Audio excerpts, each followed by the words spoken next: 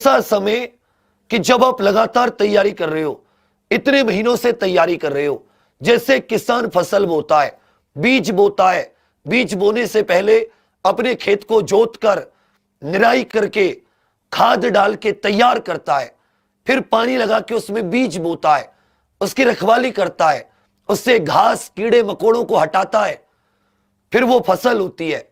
और जब वो फसल पकने पर आती है तो उस किसान की रखवाली, उस फसल की रखवाली करने का जुम्मा और ज्यादा आ जाता है।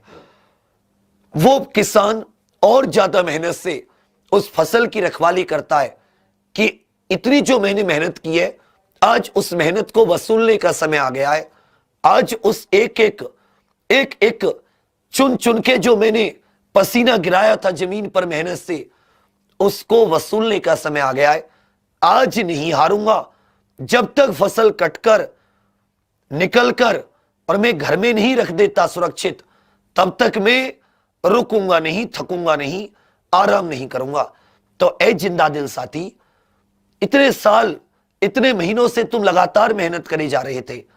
सिर्फ मेहनत ही नहीं कर रहे थे, अपनी जी जान लगा रखी एकदम। सुबह हो, दोपहर हो, शाम हो, मतलब अपने आप को झोंक दिया है। कोई तो कहता है कि जैसे कोयला भट्टी में झोंक कर ऊर्जा देता है, ऊष्मा देता है, फिर सारे खाना पकता है, बिजली बनती है, इसी प्रकार आपने खुद को, स्वयं को झोंक दिया है।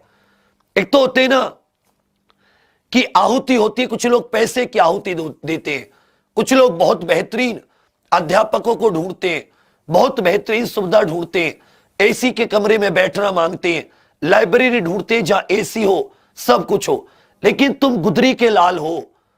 तुमने उन्हीं अपने घर पर, उन्हीं चीथड़ों में, उन्हीं फटे कपड़ों में, उन्हीं से बस एक आस लेकर, एक मन में लक्ष्य लेकर तुम यहां तक पहुंच गए हो। और तुम सबसे आगे भी हो, तुम सबसे सर्वश्रेष्ठ भी हो। तो बस अब अंतिम जंग है, ये सितंबर और अक्टूबर की। नवंबर में Delhi police, UPSI, jail warder तीनों होने, सीएचएसएल आदि का जो एग्जाम छूटा हुआ था वो, एसएससी का CPO, DRDO, MTS, Delhi police head constable, इनकी वैकेंसी, और एनटीपीसी की डेट आ जाएगी कि इस दिन से तुम्हारा पेपर है। तो अब एकदम बिल्कुल अपने आप को इस तरह न्योछावर कर दो कि अब तक तो सिर्फ मैंने झोंक रखा था, अब समय आ गया है कि मैं खुद को मिटा दूंगा। खुद के लिए कोई आराम नहीं, खुद के लिए कोई सुविधा नहीं, और न मुझे सुविधा और आराम मिलने पर मैं किसी को कोसूंगा कि मुझे 1 घंटा कम नींद मिल रही है, मेरी आंखों में दर्द हो रहा है या मेरे सर में दर्द हो रहा है, मुझे टाइम से खाना नहीं मिला या नहीं। क्योंकि ये जो 2 महीने हैं बचे हुए, ये जो मेरे पास 65 दिन है बचे हुए, ये मेरी जिंदगी के वो क्षण हैं, वो कीमती क्षण हैं कि एक सुनार ने सोना पिघलाया, पिघल गया, लेकिन पिघले सोने को कोई नहीं पूछेगा जब तक कि वो सोना किसी सांचे में ढलकर कोई आभूषण के रूप में, किसी गहने के रूप में व्यक्ति की गर्दन या व्यक्ति के किसी शरीर के अंग की शोभा ना बढ़ाए। तो तुमने सोने को तपा दिया है, तुम उस स्टेज तक पहुंच चुके हो। अब जो तुम्हारे पास है वो अंतिम स्टेज है। उस तपे हुए सोने को, उस पिघले हुए सोने को तुम्हें अपने एग्जाम, अपनी सफलता के सांचे में ढालना है। तुम्हें उस मेहनत से जो तुमने आज तक की है, उसको अंतिम चरण में लेकर उससे अपना हक निकालना है, उससे अपने सपने को पूरा करना है। इस बार जिस पेपर में आप पहली बार बैठे, इस बार जिस पेपर पे आप पहली बार रोल नंबर लिखें, ये पेपर आपकी जीवन की सफलता की पहली सीढ़ी होनी चाहिए। किसी भी हालात में, किसी भी हाल में, किसी भी सूरत में ये पेपर आपका क्लियर होना चाहिए। और ये पेपर, सारे पेपर क्लियर तभी होंगे जब आप अपने एक एक नींद चैन आराम को एक तरफ रखकर सोच लोगे, समझ लोगे कि अब सिर्फ एक ही जरिया है, एक ही चीज अंतिम मेरे पास बची है, जिससे मैं खुद की जिंदगी का तो नहीं पता, अगर मेरी छोटी बहन है, छोटा भाई है, उसकी जिंदगी को बेहतर बना सकता हूं। मैं अपने बूढ़े माँ बाप की जिंदगी को बढ़ा सकता हूं।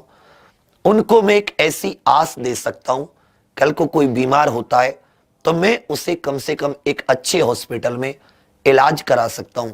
अपनी बहन की शादी अच्छी कर सकता हूं। बड़ी बहन है तो उसको सपोर्ट कर सकता हूं।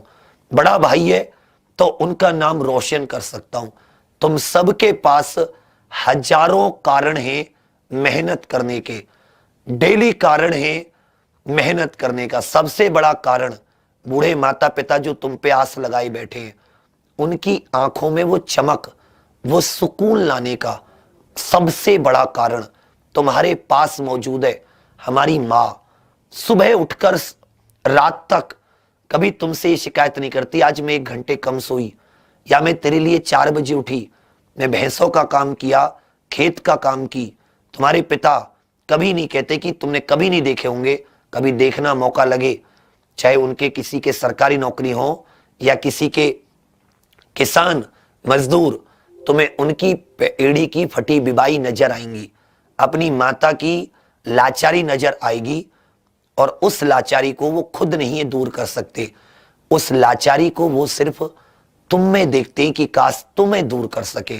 तुम लड़की हो या लड़के हो, इस बात से फर्क नहीं पड़ता।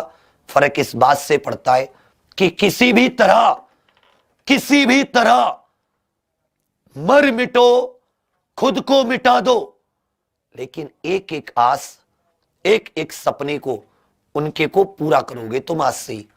तुम पढ़ोगे, तुम पढ़ोगे, तुम पढ़ोगे, चाहे कुछ हो जाए, चाहे कुछ भी हो जाए,